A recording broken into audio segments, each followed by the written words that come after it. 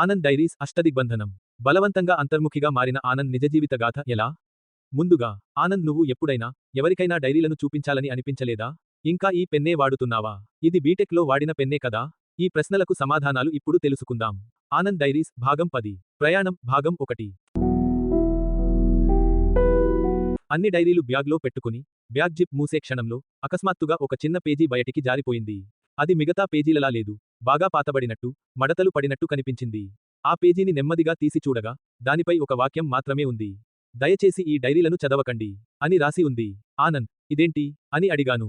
ఆనంద్ ఆ కాగితం వైపు చూస్తూ, నాకు తెలియకుండా ఎవ్వరైనా ఈ డైరీలు చదువుతారేమోనని అలా రాశాను అని చెప్పాడు. ఆ క్షణంలో నాకు ఒక విషయం స్పష్టమైంది. ఈ డైరీల్లో కేవలం ఆనంద్ బాధలు మాత్రమే లేవు, అతను దాచిపెట్టిన ఏదో నిజం కూడా ఉంది. కానీ అది నేరుగా కనిపించదు. అది తెలుసుకోవాలంటే కేవలం ఈ పేజీలు చదవడం సరిపోదు. దానికి ఆనంద్ సహాయం తప్పనిసరిగా తీసుకోవాల్సిందే అని అనిపించింది. ఎందుకంటే ఆ నిజం ఎక్కడ దాగి ఉందో ఆనంద్కి తప్ప మరెవరికీ తెలియనట్టుంది. ఆ నిజం అంత గంభీరమైందా? ఆనంద్ కూడా ఆ నిజాన్ని డైరీలో పూర్తిగా రాయకుండా దాచిపెడుతున్నాడా అన్న అనుమానం ఆ క్షణంలో నాలో మెల్లగా పెరిగింది. ఆనంద్ అని నేను నెమ్మదిగా పిలిచాను. ఈ డైరీలో అన్నీ ఉన్నాయా అని నేను అడిగాను. నువ్వు ఏం అనుకుంటున్నావో అవే ఉన్నాయి అని అతను నెమ్మదిగా అన్నాడు. ఆ సమాధానం ప్రశ్న కన్నా ఎక్కువగా సందేహం కలిగించింది. అంటే ఇంకా ఏదో ఉందా అని అడిగాను.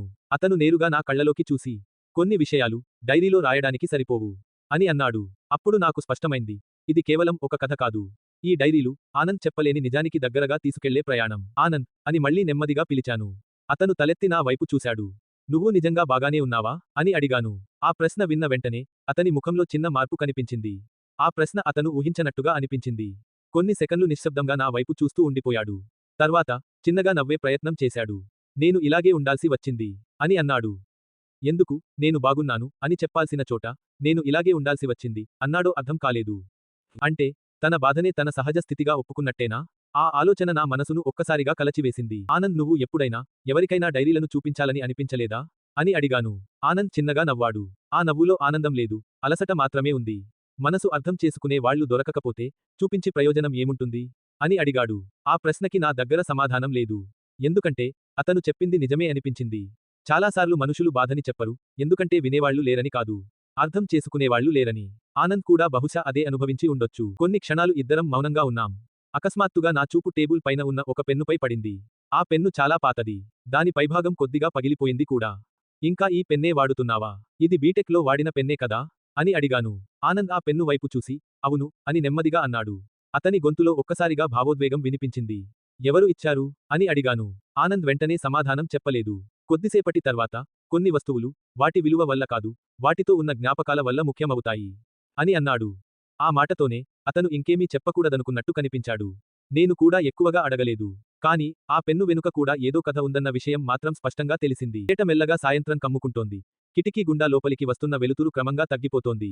ఆనంద్ కూడా తన జీవితంలో వెలుతురు కంటే చీకటినే ఎక్కువగా చూసినట్టుగా అనిపించింది. నేను బయలుదేరడానికి సిద్ధమయ్యాను. ఆనంద్ చివరిగా, డైరీలు జాగ్రత్త అని అన్నాడు. అది నాకు ఎంతో దిగులుగా అన్నట్టుగా అనిపించింది. సరే ఆనంద్, నువ్వు ఈ డైరీల గురించి దిగులు పడొద్దు. నువ్వు ఎంత నమ్మకంతో నాకు ఇవి ఇచ్చావో అంతే జాగ్రత్తగా వీటిని చదివి సాధ్యమైనంత త్వరగా నీకు తిరిగి తెచ్చిస్తాను అని చెప్పాను. నేను వెళ్ళిపోతూ ఉంటే ఆనంద్ అక్కడే తలుపు దగ్గర నిలబడ్డాడు. కాని అతని చూపు మాత్రం ఆ డైరీలపైనే ఉంది. ఆ క్షణంలో నాకు అర్థమైంది. నేను తీసుకెళ్తున్నది కేవలం డైరీలు కాదు, ఒక మనిషి అంతర్ముఖాన్ని. ఎందుకంటే నేను ఇప్పటివరకు చూసింది కేవలం ఆనంద్ బయట ప్రపంచానికి చూపించిన రూపం మాత్రమే. కాని ఇప్పుడు నేను అతని లోపలి ప్రపంచంలోకి అడుగు పెట్టబోతున్నాను. ఆ డైరీలతో అతనికి ఉన్న అనుబంధం ఎంత లోతుగా ఉందో అతను ఏమీ మాట్లాడకపోయినా నాకు స్పష్టంగా తెలిసింది.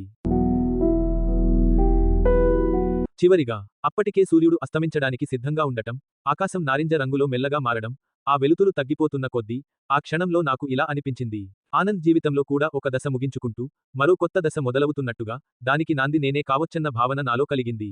నా ముందున్న దారి చీకటి వైపు సాగుతున్నప్పటికీ, నా చేతుల్లో ఉన్న ఆ డైరీల సాక్షిగా ఆనంద్ జీవితంలో వెలుగులు నింపాలని నేను మనస్ఫూర్తిగా కోరుకున్నాను.